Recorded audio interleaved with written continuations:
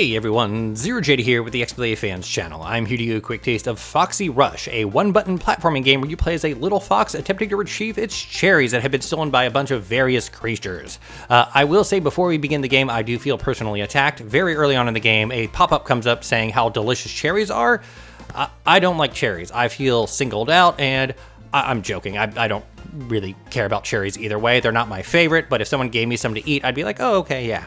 And second off, the first few levels here are in a nice little forest, getting you used to playing the game because it is a little bit different. And then the next set of levels are in this death castle with lava, spinning death blades. The actual difficulty curve is really good. I just think it's hilarious that you're in this really nice forest and then death castle designed by Bowser or something like that. Speaking of which, I've noticed a few sounds that very much remind me of Super Mario World, which is kind of weird, but I loved Super Mario World, so it is a fun little bit of a nostalgia for me. But yeah, I am at level 12 here, and as you can see, there's a decent amount of levels. So my goal is to wake up, run, and get to the end of the level and get the cherries. There are a cherry per level. There are stars you can collect. Those only seem to be for unlocking character skins, nothing else. But like I said before, this is a one-button game. I push A to start moving, push A to jump, and then push A to jump again. When you do a double jump, you do have a pretty crazy acceleration, which is not easy to get used to, but once you do, it is very useful. You also may have noticed there, and this is something I want to make a big shout out to the devs for, checkpoints are very often, and it almost seems like they have played this game a ton of times to figure out specifically where people will be dying, which I think is great. This game also has a feature I love, and I think that most platformers that are fast moving should have it. A countdown timer. I think that is great. We're not going to worry about the stars right now. And once again, if it does not lock me out of anything, I'm happy. Here we go, and whoop-ah. And of course, you can wall jump. This also has the best kind of wall jumping that you don't like hold on for a few seconds and then let go. Uh-oh, went a bit too far there. You actually just slowly slide down. I am kind of freaked out by my character model, though, being just a head and legs. It reminds me of that Aqua Teen Hunger Force, where Shake drinks like the protein drink and his body turns into just a head and stuff like that. It's weird. I didn't even know that foxes ate cherries, but they do eat apples apparently, according to another game. There you go. So when you hit a thing, you actually turn around and, well, bam, cherry obtained. Actually, let's go over here real quick. If we sit there, we can watch the intro. But yeah, I've unlocked a Lady Fox. If I can get a few more, I wonder what these are. No idea. But yeah, you can be as Lady Fox or Guy Fox. Remember the 5th of November. We are now back in the nice forest.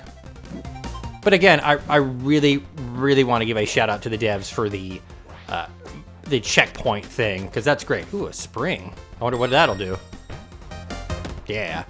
And again, it really, really, really feels like that they have specifically put these checkpoints right before and slightly after harder sections to very much mitigate, any annoyance that you might come into, because I have played platformers that even though it's like only one screen, it literally feels like only having one checkpoint is almost made to annoy you or something like that, which I'm sure isn't the actual thing that's happening, and that's just me going crazy, but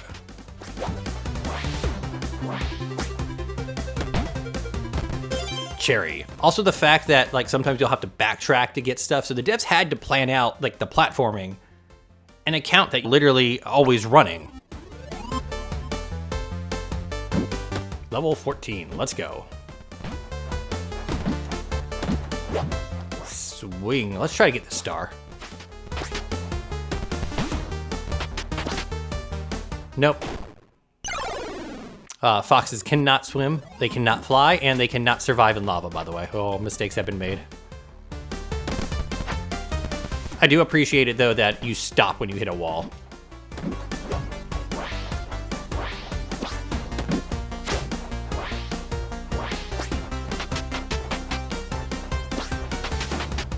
go.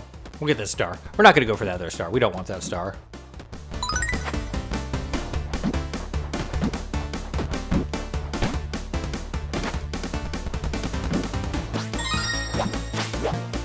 I don't know what that's for, but okay. Whee! Oh. I was prepared, but I wasn't. I also feel that this would be a pretty fun game to see like how far you can just kind of get through these levels, or how quickly. You know what? Hey, guess what? We got a star. And ba-ba. Ba-ba. Was not ready. And so far, this game has not had any leaps of faith. I hate those where you have to, like, there I couldn't see the ground, but there wasn't anything that was going to kill me when I got down there.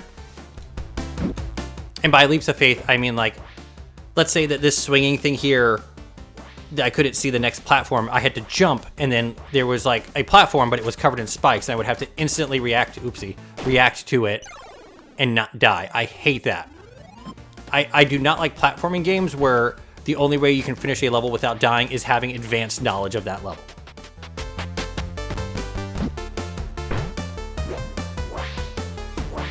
Jump. There we go. Cherry time. Do I have enough yet? I'm not sure. I'll go see. Also, I like if you go to developer, it shows you the developer, and then it just says my name 3 times. I also like their pixel bug. Oh, I need 4 more. And I'm sure you probably guessed there are 3 per level.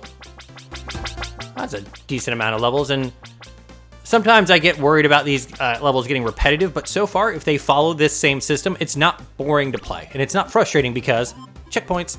Oh, here we're at back at the Death Castle. Excellent.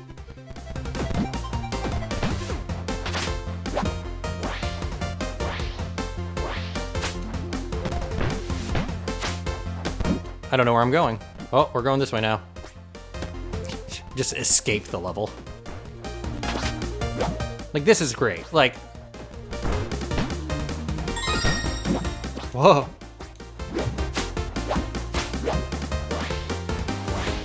All right, cool.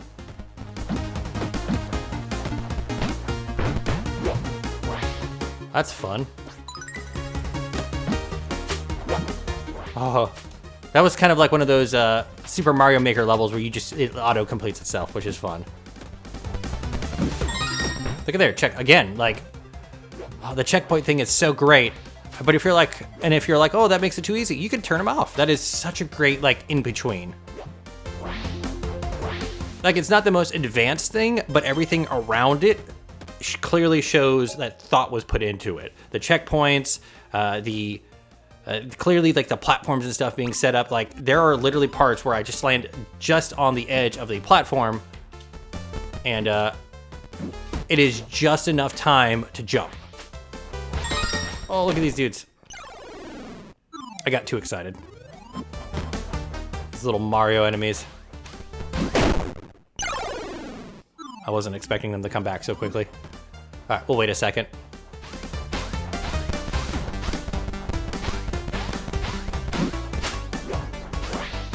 That's also nice there, and it's a small touch.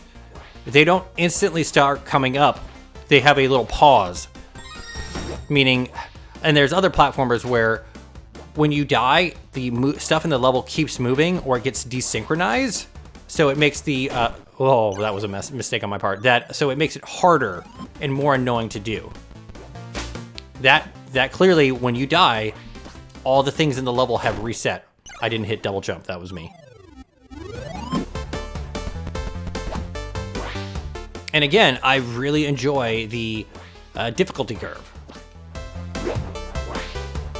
And I'm sure, well, I'm hopeful that later on that it will become more difficult. I did not jump. But I have severe issues with platformers where it's just 0 to 1,000,000. The biggest one that I remember, it wasn't actually a platformer, it was a puzzle game where you were rolling pipes.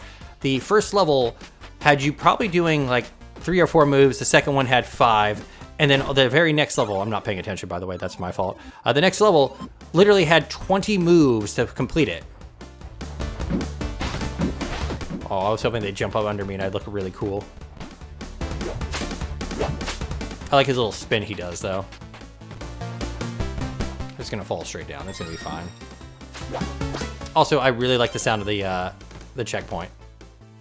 But yeah, there you go. I am ZeroJD. This is the XBLA Fans channel. Have a nice day. Goodbye.